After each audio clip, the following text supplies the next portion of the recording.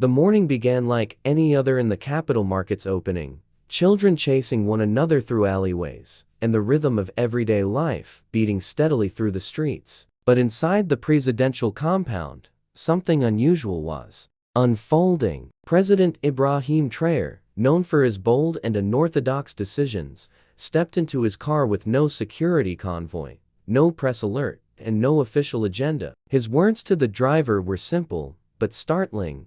"Take me to the national prison." No announcements, no protocol, just drive. The vehicle pulled away, unnoticed by the public. No one realized that the country's highest office was on its way to visit the very bottom rung of its justice system, those imprisoned and forgotten. After nearly an hour, the president arrived at one of the harshest prisons in the country. As he stepped out, the guards froze in disbelief. No inspection teams, no advisors, just the leader himself. "I'm not here for a stage tour," Traoré told the warden. "I want to see the truth. Take me to the prisoners." Inside, the air was thick with dampness and silence.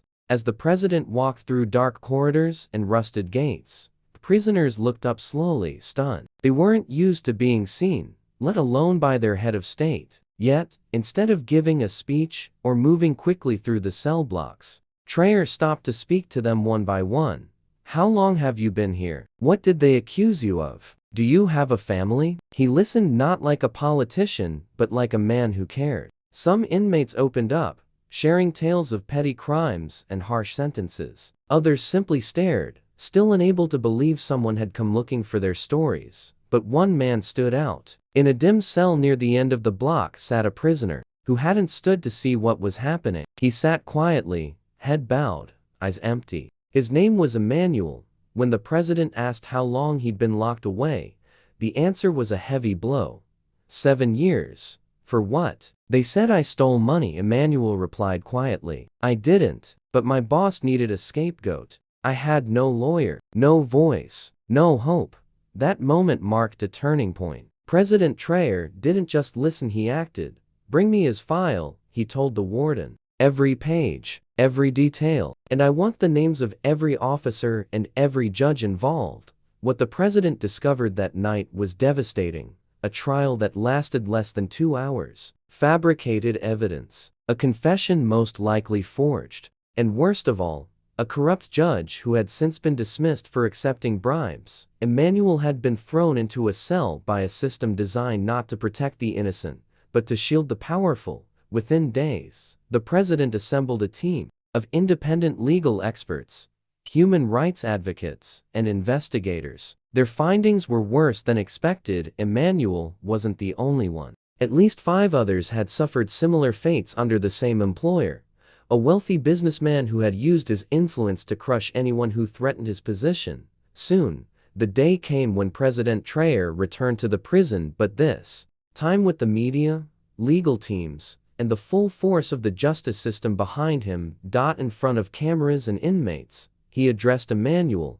"You were wrongfully convicted. You were abandoned by the courts. And today, we make it right. You are free." Emmanuel, stunned, stepped out of his cell. After 7 years, he walked into the sunlight, not just a free man, but a symbol of a nation waking up to its own brokenness. But the story didn't end there.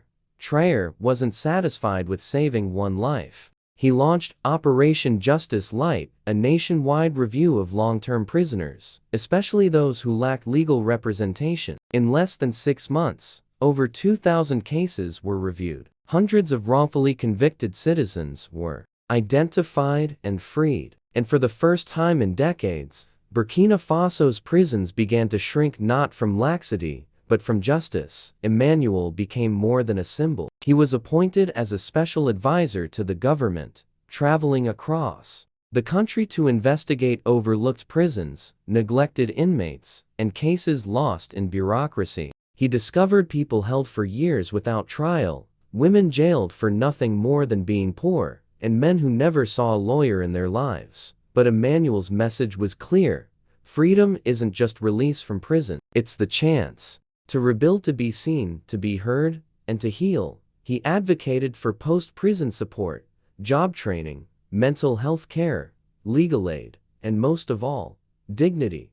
1 year after his release, Emmanuel stood at the very prison that once held him. The cell where he once sat in silence was now a library filled with books on justice, law, and human rights, and in front of an audience of former inmates, judges, and government officials, he said, "The world didn't forget me. It just hadn't listened. But now that it's listening, we have a duty not to be silent again."